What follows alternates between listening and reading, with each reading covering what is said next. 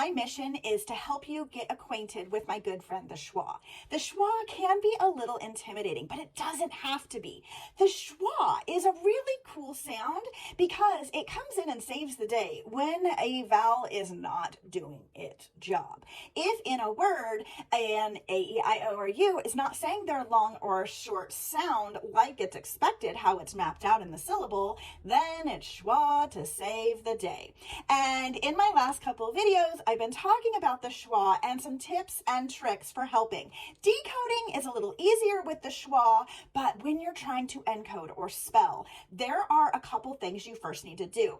Spend time breaking up the syllables and seeing which one is being lazy, where there might be a schwa coming to the party. That's really, really important, and it might take a lot of time with your learners to do that.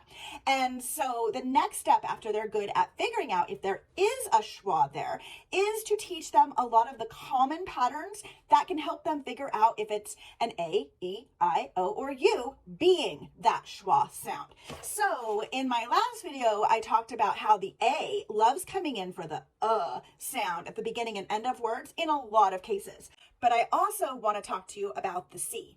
The C in its regular form can say two sounds. It can say k, the K sound, or it can say S, the S sound. And it's got some rules that follow that spelling pattern to see if it's going to say k or S. So do you remember the cat rule?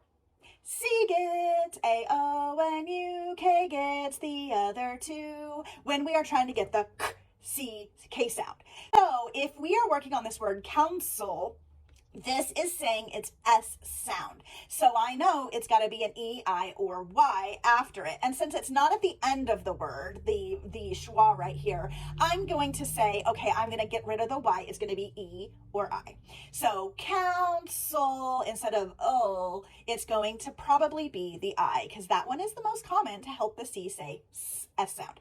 Then down here, what do we want our C to say in focus? It's not going to be an I, is it?